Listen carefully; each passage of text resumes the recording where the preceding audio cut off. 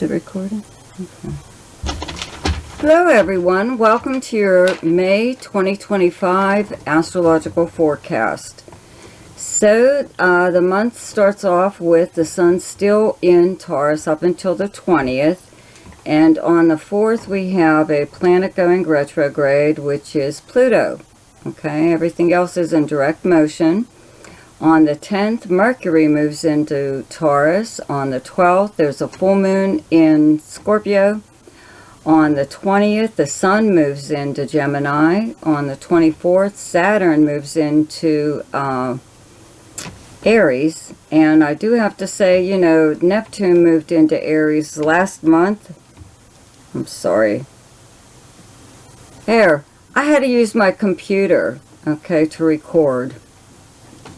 My camera is really screwing up, so please bear with me. You'll see on some of the other videos, they're like totally out of focus, so please just ignore that. Anyway, Neptune just moved into Aries, and Saturn also moves into Aries on the 24th, giving Pisces a little break, okay, over the summer at least. Both of these planets will move back into Pisces to finish up their transit there. And then next year, they'll fully move into Aries. But for this summer, for like a few months, both of these planets are going to be in Aries. So, you know, Pisces gets a break, and even Virgo, as far as that goes, the opposite sign of Pisces. So on the 25th, Mercury is in Gemini, and on the 26th, there's a new moon in Gemini, and all month, Venus is in Aries, and Mars is in Leo. Okay? So, thank you so much. Special shout out to my subscribers for your continued support, for your likes and shares and comments, and if you're new to my channel and you like this video, be sure to subscribe and click on the notification bell. You'll be notified each time I upload something. You can also check out the links in the description box below. There is one to my website, but it is easier to just email me at Zane's Zodiac .com. I'm sorry, Zane Zodiac at gmail.com. Okay.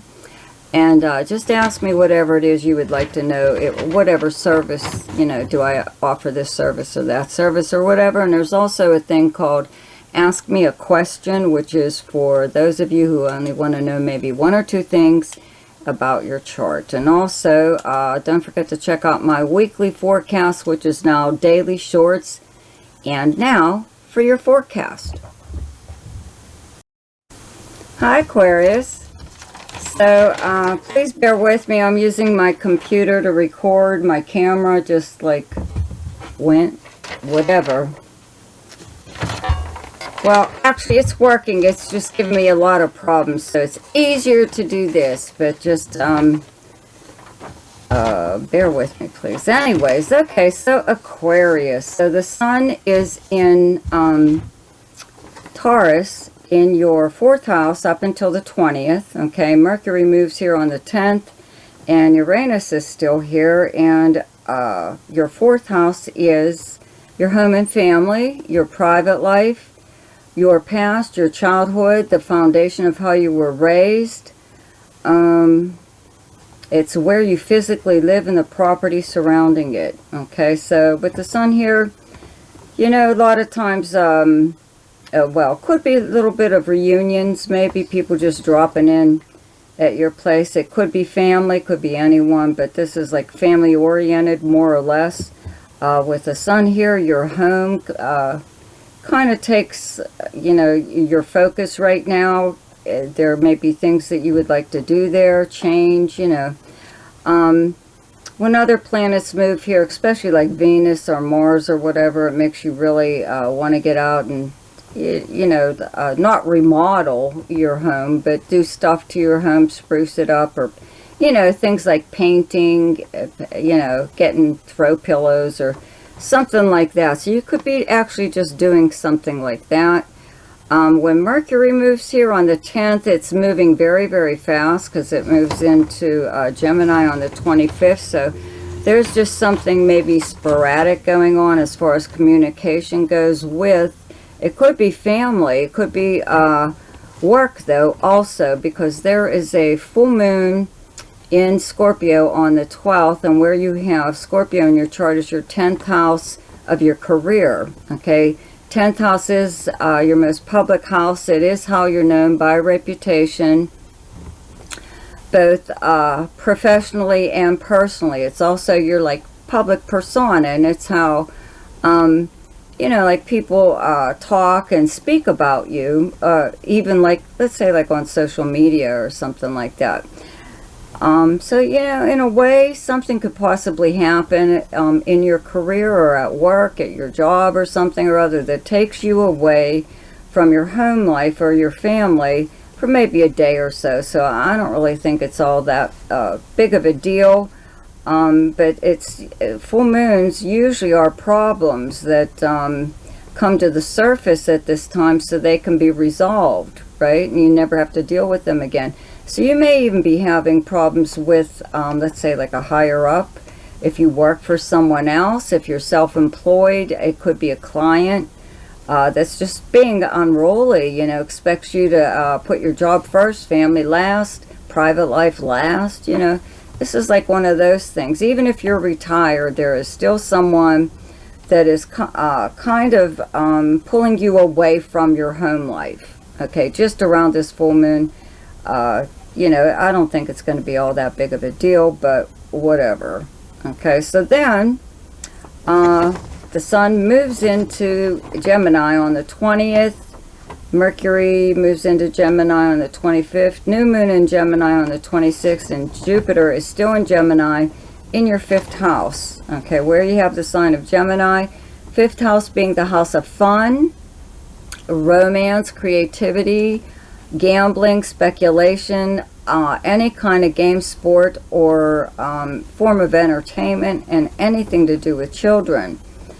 So a new moon here does bring a new beginning in this area. You know, Jupiter's been here since last year, so hopefully it has opened up some more opportunities for you to be more creative, form possibly collaborations with other people, creative collaborations. Could have brought in a lot of new suitors, you know, as far as romance goes. You could have had your pick, like over the past year, or at least more than one, right? You have 2 to pick from at least, right? And, you know, a good relationship with your child or other children, even, especially like you're a teacher. This would have been like a real fantastic year, let's say, at school. You know, you guys did a lot or learned a lot, whatever. You could have also done some gambling and may even won some things. I'm sure you won at least something, maybe not a huge jackpot, but you should be winning, you know, as far as, because this is the house of gambling and speculation. Jupiter here sometimes might make you go overboard a little bit, but you know, I think there's some good luck here. So anyway, besides the fact that Gemini being an air sign has been, Jupiter here has been trining your planets in Aquarius, because you are also an air sign.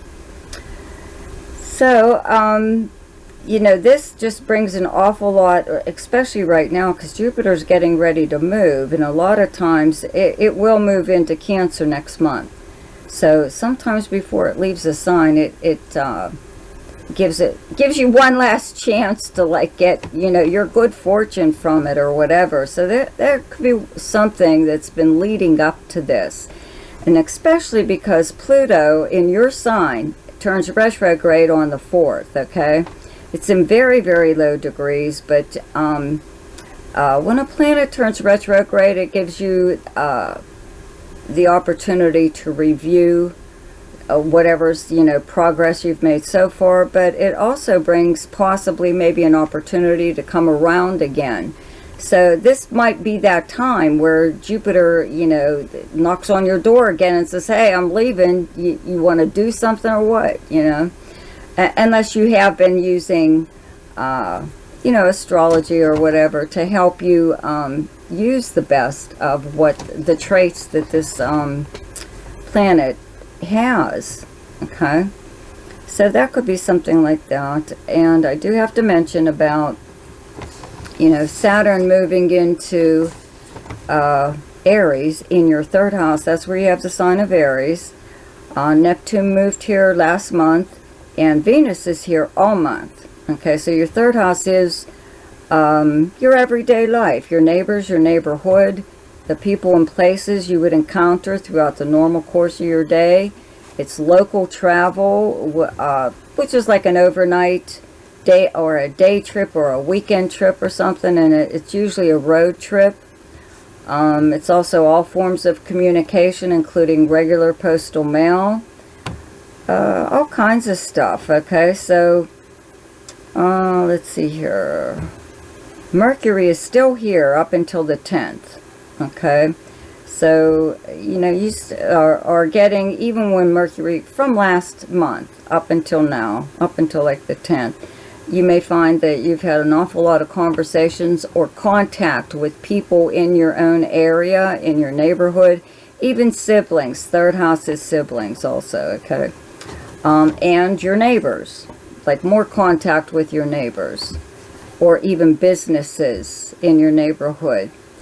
With Neptune here and Venus together, okay, this brings like a soulful kind of, not just love, but in your words, in your communications with people, you are really feeling whatever it is you're saying or they're saying, okay?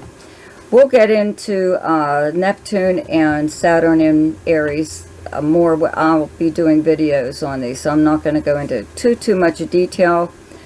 But, you know, with Saturn moving here, you know, I just have to say that, you know, it's just briefly over the summer, you may find like a lot of construction going on in your area. Roads to your home may be cut off, so you have to go through long detours.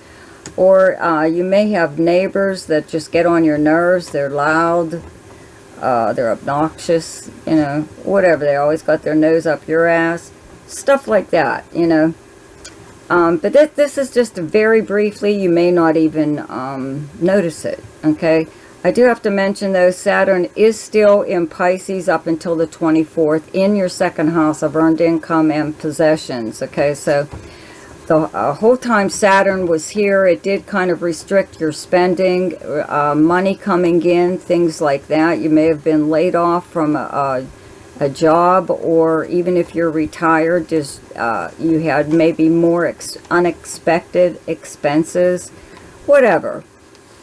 Okay, so Saturn's still up there up until the 24th. Wait for it to leave. Wait for a week or so. You know, maybe you'll notice the difference, that there isn't so much restriction around your ability to buy or earn even money. Okay. And I do have to mention, okay, Mars is in Leo all this month in your 7th house of close relationships and partnerships, whether they're business, romantic, or friendship. Also the house of open enemies and competition and arrangements and agreements, okay? So I've already mentioned this before if you've been listening to my videos. When Mars is in your 7th house, it's when people come at you very aggressively, and it's usually within your close friendships, you know. Could be business. If it is business related, you know, there's someone that wants you to they want to run the business. You don't have to do anything. You know, they want things done their way. Stuff like that, you know. You could, if this is a romance, you could have somebody pushing you to try to like get you to commit or do something, you know, put a ring on it already, or even if you have already, they're still like trying to change you or do something, okay? And as far as the open enemies go, you know, this is when someone would just come out of the woodwork to push your buttons, to try to get you to act up. You know, after a while, I think these people would give up. You know, because like I said, this planet has been back and forth between Cancer and Leo. So maybe what I'm saying has already passed. It's already occurred. Maybe these people learned their lesson, or they're just done. Okay? So just keep that in mind, that people may come at you aggressively this month. Okay? And kind of like be careful of authority figures though too. I mean, like government agencies or something like that. Okay, you might want to keep that in mind. Okay, so the best time to do something each month is when the moon is in your own sign, and the moon is in Aquarius on the 18th, 19th, and 20th. The best time to lay low is when the moon is in your opposite sign, and your opposite sign is Leo, and those dates are the 3rd, 4th, and 5th. The best time for romance, recreation, creativity, fun, gambling or speculation, and anything to do with children is the 13th, 14th, 15th, 26th, 27th, and 28th. The best time for money is the 5th, 6th, 7th, 20th, 21st, and 22nd. The best time for your career is the 10th, 11th, and 12th. And the best time for communication and travel is the 8th, 9th, 10th, 22nd, 23rd, and 24th. So I hope you enjoyed your forecast for May. Be sure to check out my weekly forecasts, which are now daily shorts. See ya!